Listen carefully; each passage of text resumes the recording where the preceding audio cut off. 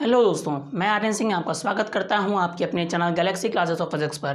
बेटा, हम लोगों ने प्रीवियस वीडियो में कूलम्ब्स लॉ के बारे में समझ लिया था कि कूलम्ब्स लॉ क्या होता है, कूलम्ब्स लॉ चार्जेस के बीच में कितना अट्रैक्शन या कितना रिपल्शन लगाता है। आज हम लोग का टॉपिक है डाइलेक्ट्रिक कांस्टेंट या रिलेटिव परमिटिविटी। वहाँ पर हम लोगों ने कूलम्ब्स लॉ में कहाँ तक की कहानी सीख ली थी, मैं आपको क्विक रिकैप देता हूँ। वहाँ पर आपने क्या सीखा, एफ फोर्स ऑफ मतलब एफ का फॉर्मूला क्या, कूलम्बियन फोर्स का क्या फॉर्मूला था, के Q1 Q2 by r square, ये आपने समझ लिया था। ठीक है, इस के की जो वैल्यू थी वो क्या होती थी, 1 में 4 पाई अपसाइलन नॉट। ठीक, तो यहाँ पर एफ की जगह क्या आता था आपका, 1/4 pi epsilon nought Q1 Q2 by r square. और साथ साथ मैंने ये भी बताया कि वहाँ पर यहाँ पे क्या Q जो चार्जेस हैं वहाँ पर आप केवल मैग्नीट्यूड्स को उनके रखोगे।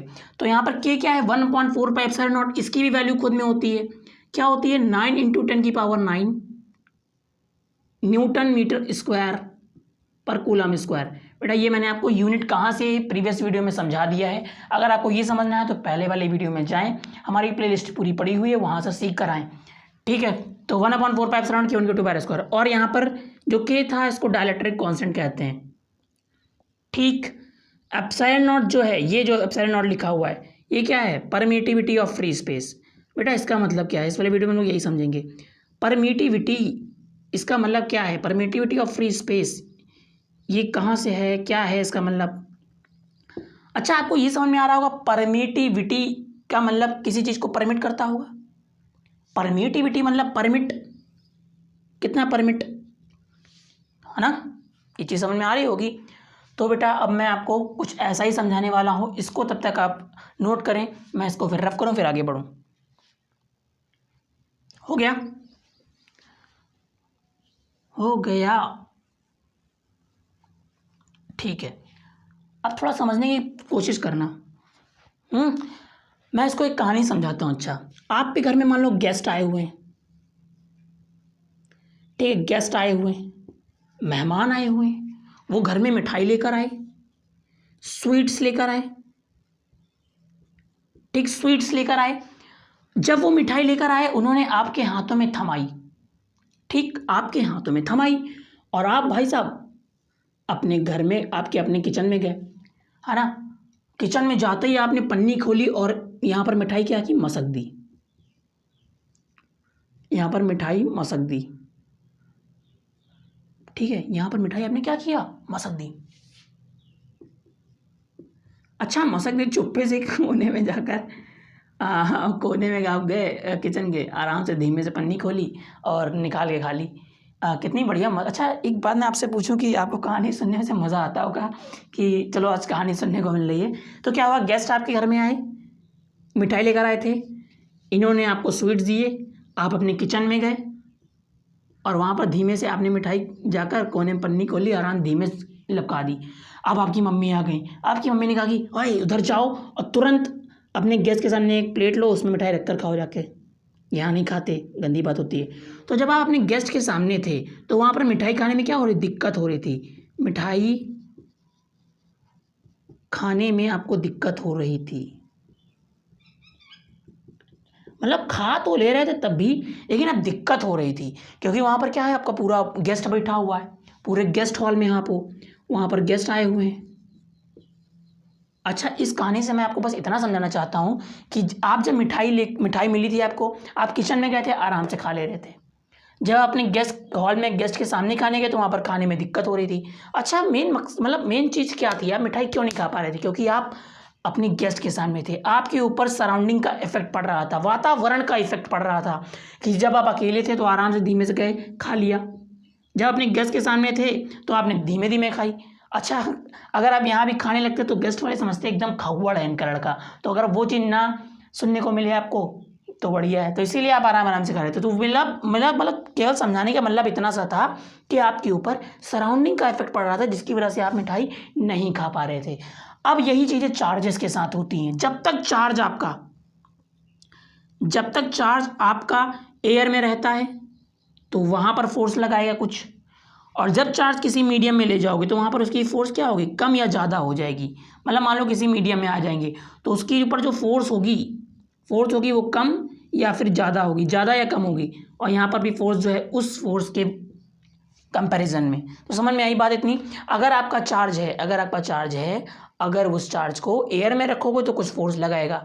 अब वही चार्जेस को तुम किसी मीडियम में ले जाके डुबो दो तो वहाँ पर उसके फोर्स में क्या होगा, डिफरेंस आने शुरू हो जाएंगे as compare to the air. समझ में आती है इतनी बात। तो बस यही समझाना चाहते थे कि जैसे आप मिठाई अपने कमरे में आराम से मसक दी थी और जब गेस्ट आए थे तो आराम से खाने में दिक्कत हो रही थी, सेम उसी तरह आपका जब चार्ज एयर में था तो वहाँ पर कुछ फोर्स लग रहा था और जैसे किसी मीडियम में गए तो वहाँ पर उसके फोर्स में क्या हुआ, दिक्कतें आना शुरू हुई, उसका फोर्स कम या ज़्यादा हुआ।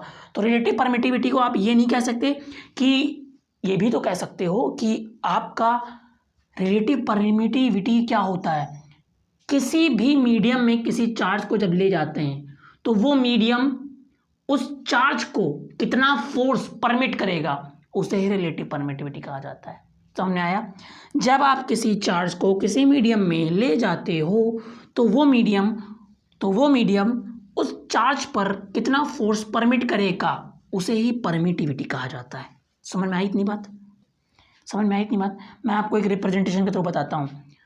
जब आप किसी चार्ज को, कोई भी चार्ज हो यार, चार्ज इसको आप जब मीडियम में ले गए, अनदर मीडियम में ले गए, तब वो मीडियम, हिंदी में लिख रहे हैं साफ शुद्ध अक्षरों में कि आपको समझ में आए, तब वो मीडियम कितना फोर्स परमिट करेगा,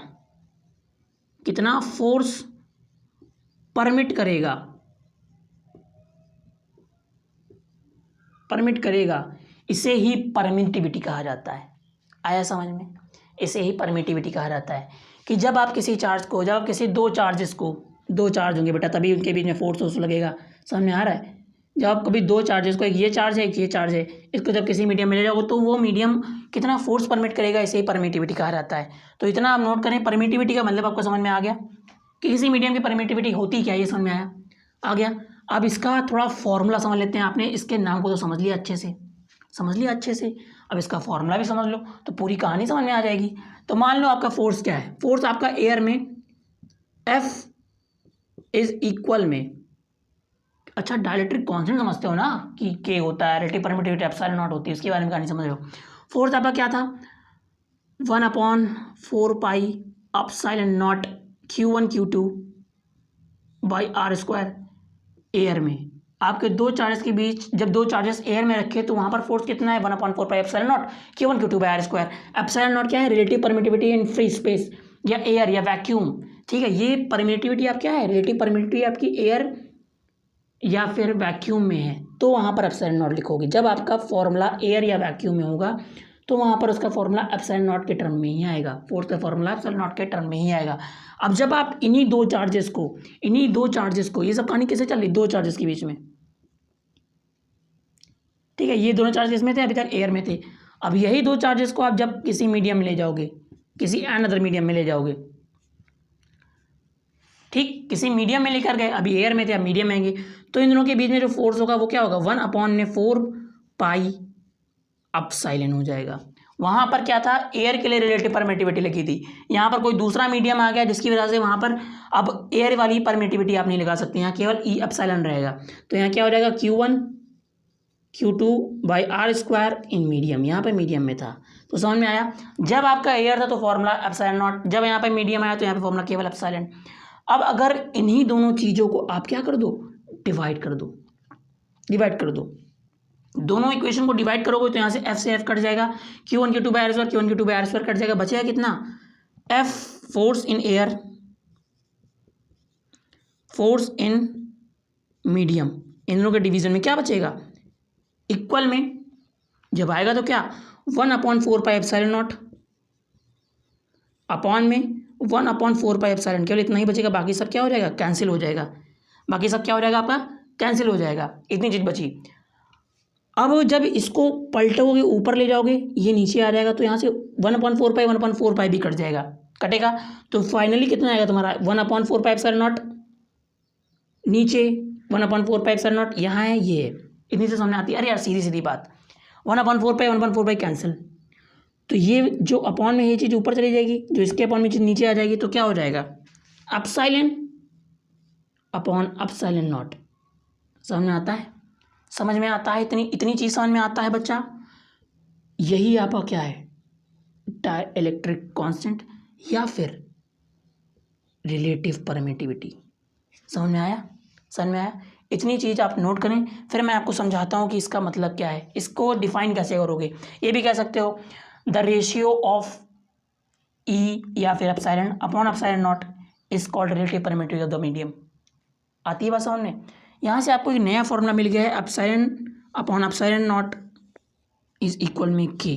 एप्सिलॉन जो है वो क्या है, मीडियम की परमिटिविटी है, एप्सिलॉन नॉट जो है वो आपकी एयर की परमिटिविटी है। तो यहाँ से के का फॉर्मूला क्या आ गया है, एप्सिलॉन अपॉन एप्सिलॉन नॉट। तो आप इसको लिखें, फिर मैं इसको नोट करूँ, फिर आप आगे कुछ बताऊँ। हो गया नोट? हो गया नोट? इतनी चीज़ समझ में आती है।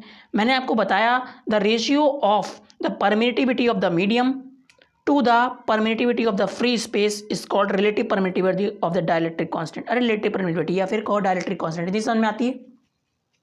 समझ में आती है? रफ करें, कह सकते नहीं हो, the relative permittivity of the medium to the relative permittivity of the free space is called dielectric constant और द रिलेटिव परमिटिविटी। ठीक, तो इन सब बातों को आप हटाएं, फिर मैं आपको एक बताता हूँ फॉर्मूला फोर्स का डायरेक्ट कैसे लिखोगे एयर में और वाटर में, है ना। तो ये चीज़ समझ में आई? आती है? मान लो आप फॉर्मूला आपका एयर में, दो चार्जेस आपके एयर में, तो फॉर्मूला क्या लगाओगे, 1/4 pi epsilon nought Q1 Q2 by r square. ये किस में लगाओगे, एयर में लगाओगे। जब इसी को आप किसी मीडियम में ले जाओगे तो ये एप्सिलॉन जो है, एप्सिलॉन जो है ये किस में था, एयर में था, और जब किसी मीडियम में लेकर गए तो यही एप्सिलॉन नॉट आपका 1/4 पाई, यहाँ का फॉर्मूला क्या था, ये वाला फॉर्मूला क्या था, एप्सिलॉन नॉट अपॉन में epsilon nought epsilon upon epsilon nought is equal to K, ये था। अब जब इसको किसी मीडियम में लेकर जाओगे तो ये एप्सिलॉन नॉट जो है, ठीक है, ये चेंज होकर क्या हो जाएगा, खुद में एप्सिलॉन नॉट क्या हो जाएगा। समझ में आता है? जब किसी मीडियम में जाओगे तो ये वाला फॉर्मूला लगाओगे एप्सिलॉन नॉट के, और जब आप किसी एयर में रहोगे तो वहाँ केवल ये लगाना। समझ में आता है इतना फॉर्मूला? तो बेटा ये आपके फोर्सेस के फॉर्मूले थे, जो कि आपका जब किसी मीडियम में रहोगे तो फोर्स अलग हो जाएगा, किसी मीडियम में रहोगे तो फोर्स अलग रहेगा, या किसी एयर में रहोगे तो ये रहेगा। समझ में आता है? तो इतनी सारी चीज़ें आपको समझ में आनी ही चाहिए। आप इसको नोट करें, फिर मैं क्या करता हूँ, आगे बढ़ता हूँ। समझ में आया? नोट करो।